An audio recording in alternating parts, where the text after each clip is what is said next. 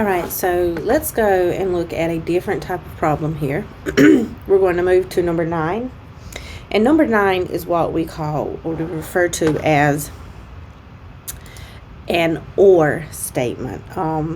Uses or you might refer to as, or online or in your notes, you might see the word union. But this works a lot like number 8, a wee bit different. So let's jump into this one and let's work this one together.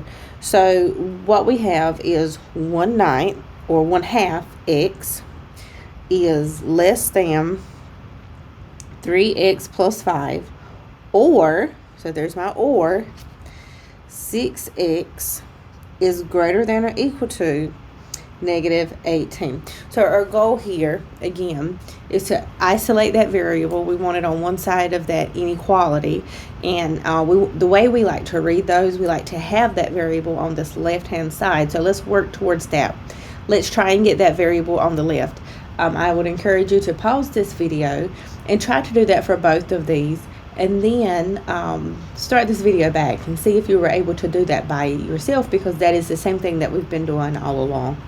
All right, so let's try this. Let's subtract 3x from both sides.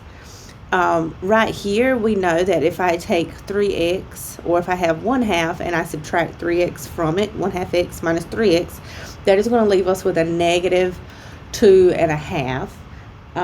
So let me write this to the side. So negative 2.5, but that's also going to be 2 times 2 is 4. 4 plus 1 is 5. That's the same thing as 5/2, a negative 5/2. So I like to write this as an improper fraction, but it really doesn't matter.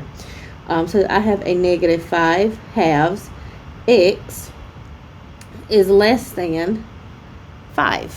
Okay. So now that I did that, I have that negative 5/2, and I want to get that x by itself. I want to isolate that x. So what I'm going to do is multiply by the reciprocal. If you multiply by the reciprocal, in this case, that would be a negative 2 over 5.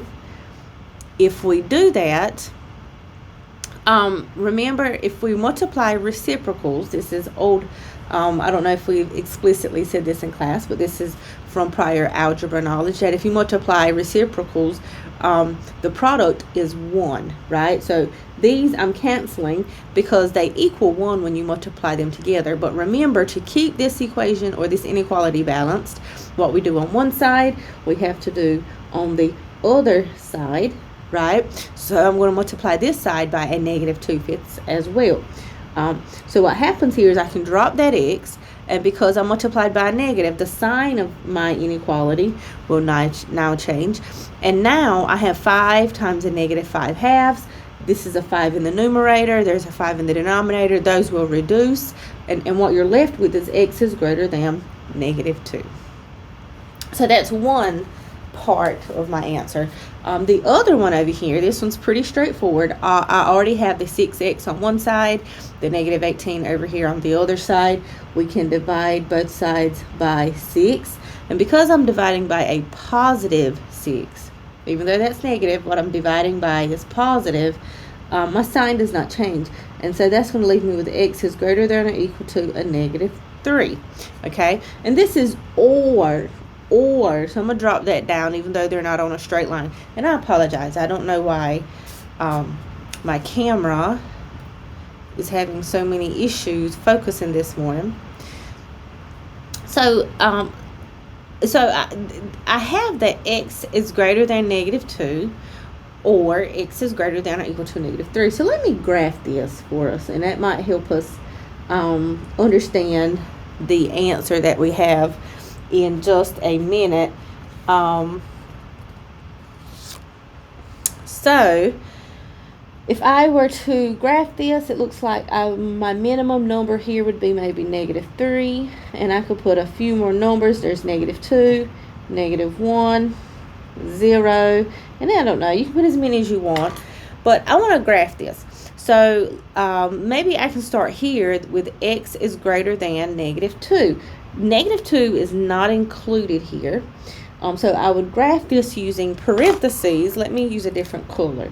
So parentheses here, and then I would graph everything greater than -2, like that.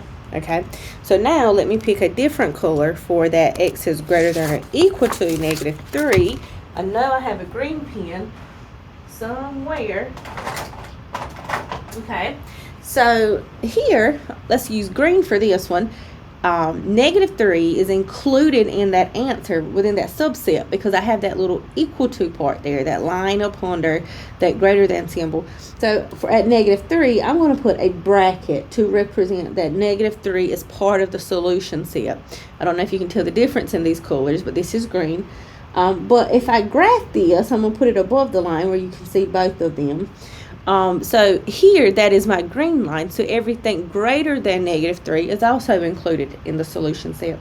So what this OR is telling me, that every number I have highlighted in green is a solution, or every number here in black greater than -2 is part of the solution.